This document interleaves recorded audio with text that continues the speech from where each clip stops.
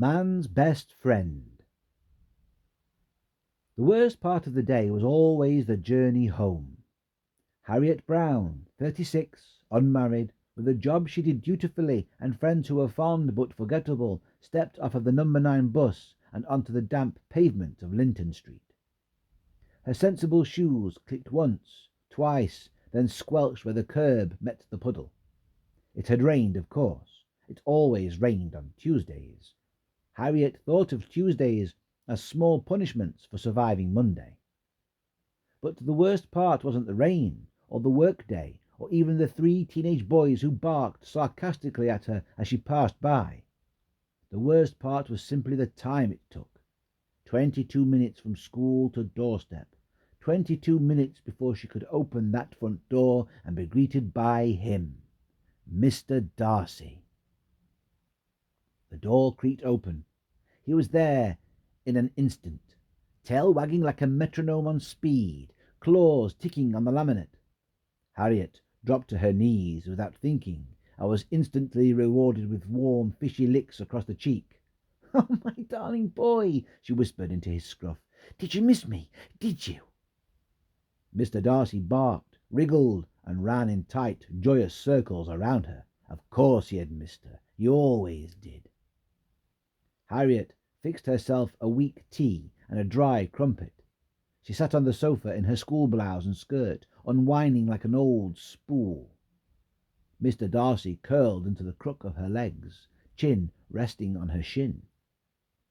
She scrolled idly through her phone, skipping past articles on politics and climate, ignoring the endless parade of engagements and baby scans from her old university friends. Instead, she clicked on a headline that caught her attention, not for its urgency, but for its oddity. "New device lets you hear your dog's thoughts. Is this the end of guesswork?" She blinked and read on. According to the article, a company called NeuroSync had developed a dual-device system called the Brain Cap. The cap itself looked something like a metallic skull cap, sleek, chrome, beautiful in that sterile sci-fi kind of way, fitted with dozens of sensors to track neural activity. A collar accompanied it, capable of reading hormones in the bloodstream. Together, these devices translated a dog's electrical and chemical brain activity into data, which was then wirelessly transmitted to a matching receiver, a lightweight headband for humans. The band used magnetic fields to stimulate the relevant regions of the owner's brain, essentially overlaying the dog's emotional and mental state atop the human's own. The end result? Direct, empathic understanding, real-time access to the dog's thoughts. Harriet didn't even finish reading the warning about limited use before she clicked "Buy now." The parcel arrived Thursday, whilst she was teaching Year 9 geography. She barely made it through the day. She had given one child a detention simply for chewing too loudly, and another for asking whether Greenland was real or not. When she reached home, she barely remembered to greet Mr. Darcy before she tore open the package. There the device gleamed. The dog cap resembled a tiny fighter pilot's helmet, complete with flexible tendrils and a silver wraparound. The collar had a smooth, almost invisible needle that pressed gently into the skin. Harriet fitted them to Mr. Darcy with trembling fingers. He looked up at her, head tilted. "You look like a spaceman," she said, giggling. She pulled on the headband. The inner pads settled against her temples with a gentle hum. The phone app chirped. Pairing successful. And then, "What is this thing Alpha has put on my head? I do not like it. This thing is not nice." Harriet gasped, stumbled back onto the sofa. The voice was not a voice exactly. It was a pattern, a texture, a thought that resonated within her like her own, but it wasn't hers. It was him. "Mr. Darcy?" she whispered. The thought changed suddenly. "I like this. I like when she touches me and fusses me. Good Alpha. Best Alpha." She laughed so hard she cried. For the next few days, Harriet wore the headband almost constantly while at home. Mornings began with his excitement at breakfast. Food! Food!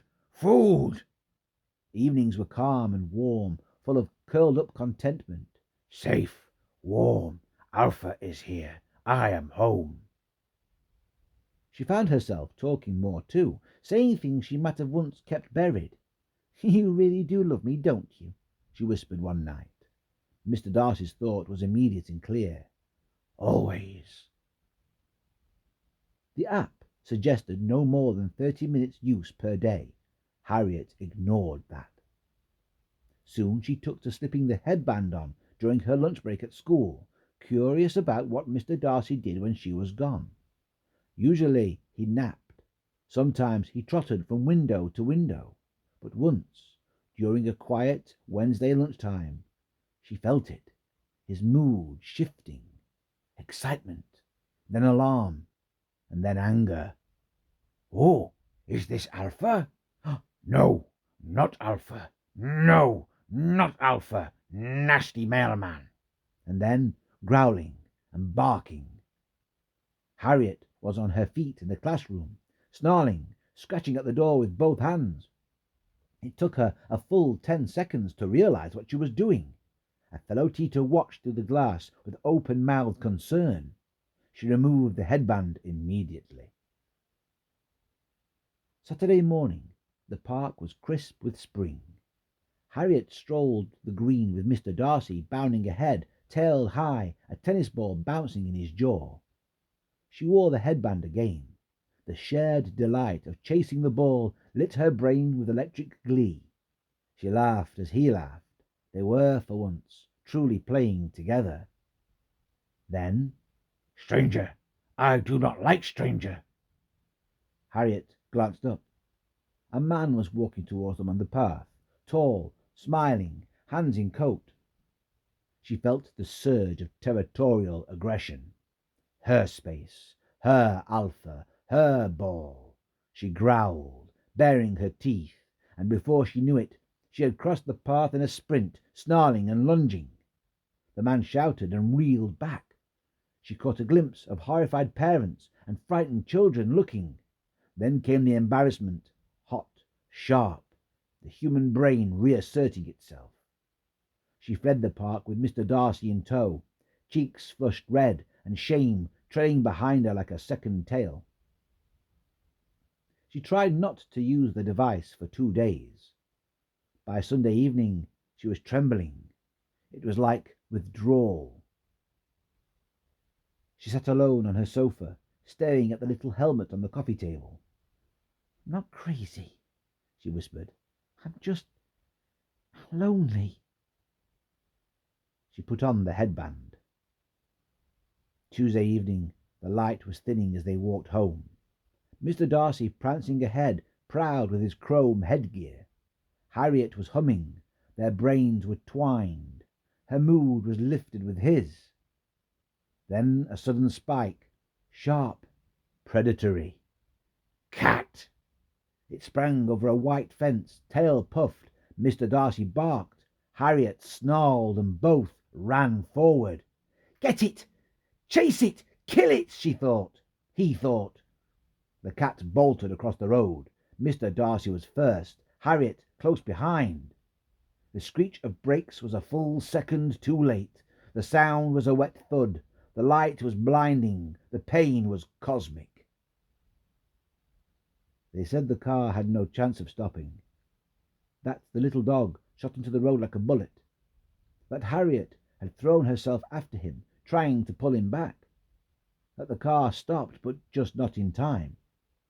It hit the dog, not her, but she collapsed all the same. No injuries, no trauma, just gone. Dead.